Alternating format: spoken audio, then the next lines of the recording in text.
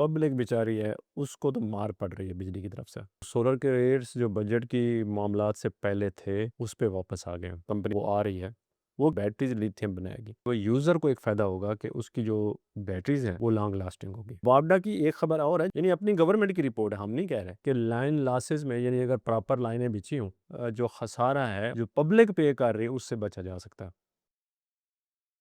اعوذ باللہ من الشیطان الرجیم، بسم اللہ الرحمن الرحیم۔ ناظرین السلام علیکم ورحمۃ اللہ وبرکاتہ۔ میں Riaz Khosa, Maestro solar system defence road Lahore آپ سے مخاطب ہوں۔ آج ہم بات کریں گے سولر کے ریٹس کے بارے میں۔ تو سولر کے ریٹس جو بجٹ کی معاملات سے پہلے تھے اس پہ واپس آ گئے ہیں، یعنی آپ یہ کہہ سکتے ہیں کوئی 40 سے لے کے 45 روپیز پر واٹ، یہ ہم پینل کی بات کر رہے ہیں، تو بک رہے ہیں الحمدللہ۔ ریٹ جو ہے نا وہ ایسا نہیں کہہ سکتے کہ بلیک ہو رہے ہیں، پہلے تو خیر بلیک ہو رہے تھے نا، یعنی آپ کے ریٹ جو ایکچوئل ریٹ تھے اس سے زیادہ بک رہے تھے۔ ابھی اس وقت جو ہے وہ ریٹ جو ہے وہ کافی الحمدللہ واپس اپنی جگہ پہ آ گئے ہیں۔ لیتھیم کے اور جو خبریں ہیں اس وقت کہ لیتھیم کی کافی زیادہ جو ہے نا فیکٹریز جو ہے نا وہ اسمبلنگ پلانٹ تو پہلے بھی لگے ہوئے تھے، مزید جو ہے نا وہ چائنیز کا انٹرسٹ ڈیولپ ہوا ہے کہ وہ پاکستان میں نا جس طرح بجلی کا ریٹ بہت زیادہ مہنگا ہے تو لوگ الیکٹرک سکوٹی اور الیکٹرک گاڑیوں پہ آ رہے ہیں، تو اس وقت جو ہے نا وہ رش لگا ہوا ہے ایک طرح سے۔ جیسے میں ابھی ایک خبر پڑھ رہا تھا کہ اسلام آباد میں جو سینٹ کی کمیٹی جو جنہوں نے یہ کیا ہے اسلام آباد کے سٹی کے لیے اپنا جو ہے وہ ڈسکس کیا ہے مطلب معاملات، تو اس میں انہوں نے ضروری قرار دیا کہ ہر پیٹرول پمپ پہ الیکٹرک گاڑیوں کو چارج کرنے کا جو چارجر ہے وہ ای وی چارجر موجود ہونا چاہیے، جس پہ خیر گورنمنٹ اور باقی جو ادارے ہیں وہ کام کر رہے ہوں گے۔ لیکن اس میں یہ ہے کہ اگر فرض کریں ایسا ہو جاتا ہے تو یہ اسلام آباد کے شہریوں کے لیے ایک بڑی خوبصورت سی بات ہے، کیونکہ لوگ مہنگے پیٹرول سے اور مہنگی چیزوں سے بھاگ رہے ہیں، اور ایک تو مہنگا ہونا ہے، دوسرا یہ ہے کہ پولوشن بہت زیادہ ہے، اور اگر الیکٹرک سکوٹی اور الیکٹرک گاڑیاں یہاں پہ موجود ہوں تو اس میں کوئی شک نہیں کہ جو ٹمپریچر ہے جو ہیٹ ہے وہ پاکستان میں کم ہو سکتی ہے، اور بڑے شہروں میں جیسے لاہور ہے تو لاہور میں بہت زیادہ ٹمپریچر ہے۔ اس کی ریزن وہی ہے نا کہ ایک تو گاڑیاں بہت زیادہ ہیں، عوام بہت زیادہ ہے، اس کے بعد جو ہے وہ جو پیٹرول ہے اور گاڑیاں خاص طور پہ ان کو چیک کرنے کے کوئی ادارے نہیں ہیں جس سے یہ پتہ چلے کہ کتنا دھواں آ رہا ہے اور کتنا ہیٹ آ رہی ہے۔ اور آپ خود دیکھیں نا کہ ہر بندہ گاڑی میں اے سی چلائے گا اور ہر بندہ اپنے گھر میں اے سی چلائے گا تو جو باقی ٹمپریچر ہوگا باقی لوگوں کے لیے وہ انکریز ہو جاتا ہے۔ اس چیز کو کم کرنے کے لیے اگر یہ بات ہو تو بہت اچھی ہے کہ ہر پمپ پہ جو ہے نا وہ چارجنگ اسٹیشن ہونے چاہیے۔ جو دوسری خبر ہے کراچی میں، وہ بڑی سپیڈ سے جو ہے وہ ایک اور کمپنی نے اپنا انٹرسٹ شو کرایا ہے، وہ آ رہی ہے۔ وہ کیا بنائے گی؟ جو ای وی بائکس ہیں اس کی بیٹریز لیتھیم بنائے گی۔ جیسے میں نے آپ کو کئی ولاگ میں یہ بھی بات بتائی تھی کہ لیتھیم جو ہے وہ اس وقت ای وی بائک کی ضرورت ہے، اور گاڑیوں میں تو آپ کو پتہ ہے ہی لیتھیم، وہ تو سٹارٹ ہی لیتھیم سے ہوتی ہے۔ اب یہ ہے کہ فرض کریں ایک کسی کی بائک ہے 2 لاکھ کی، اور اس میں جو بیٹری لگی ہے تقریباً 70,000 کی ہوتی ہے گرافین۔ اگر اس 70,000 میں اس بندے کو لیتھیم مل جائے جس کی لائف کم از کم 5 سال ہے اور اس کی رننگ بھی زیادہ ہو یعنی لانگ رینج ہو، تو اس کو وہ زیادہ پسند کرے گا کہ میں 5 سال والی وارنٹی والی چیز اپنی بائک میں لگاؤں۔ اس میں یہ ہے کہ جیسے میں نے آپ سے پہلے بھی کہا تھا کہ بائک جو ہے وہ ٹمپریچر میں چلتی ہے، باہر کھڑی رہتی ہے، دھوپ میں بھی کھڑی ہونی ہوتی ہے اور دھوپ میں چلنی بھی ہوتی ہے، جس کی وجہ سے گرافین بیٹری جو ہے اس کی لائف کم ہو جاتی ہے۔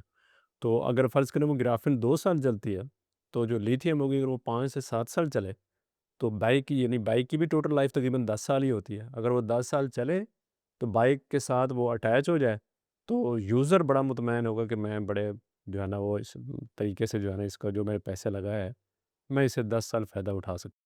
تو یہ خوش آئند بات ہے اگر ایسی کوئی چیز یہاں، جیسے میں نے آپ کو بتایا تھا کہ ڈی جے کمپنی جو ہے اس نے سندر میں بھی اپنا پلانٹ سٹارٹ کر دیا لیتھیم کا، اور M4 یعنی فیصل آباد کے پاس بھی اس نے ایک پلانٹ شروع کیا۔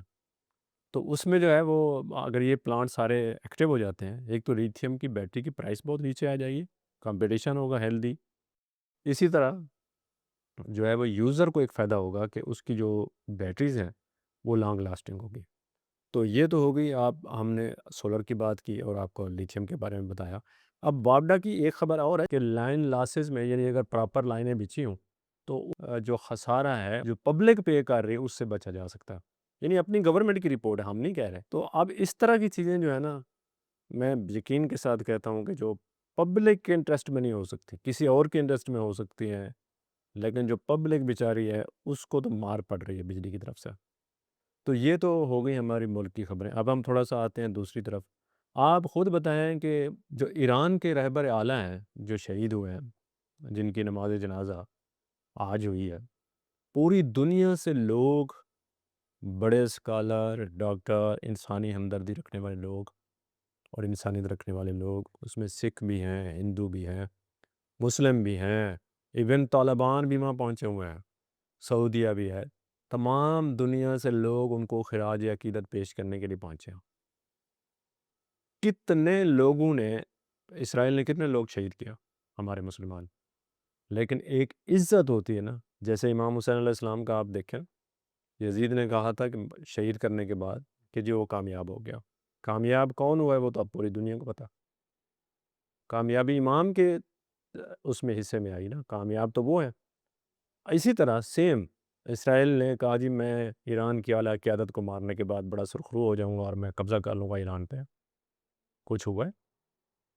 یہ صبر اور استقامت اور ظلم کے خلاف کھڑے ہونے کی اس وقت کی مسلمانوں کے لیے بہترین ترین مثال ہے، جو صبر سے اور استقامت سے ظلم کے خلاف کھڑا ہو جائے، چاہے وہ شہید ہی کیوں نہ ہو جائے، اللہ اس کو اتنی عزت دیتا ہے جیسے رہبر معظم، رہبر اعلیٰ ایران کے ملی ہے۔ تو اس وقت پوری دنیا وہاں موجود ہے، پاکستان، انڈونیشیا، یعنی دنیا سے لوگ آئے ہیں ان کو خراج عقیدت پیش کرنے۔ کوئی دنیا میں خراج عقیدت پیش کرنے اسرائیل کو بھی گیا ہے کہ تم نے ظلم کیا اور صحیح کیا؟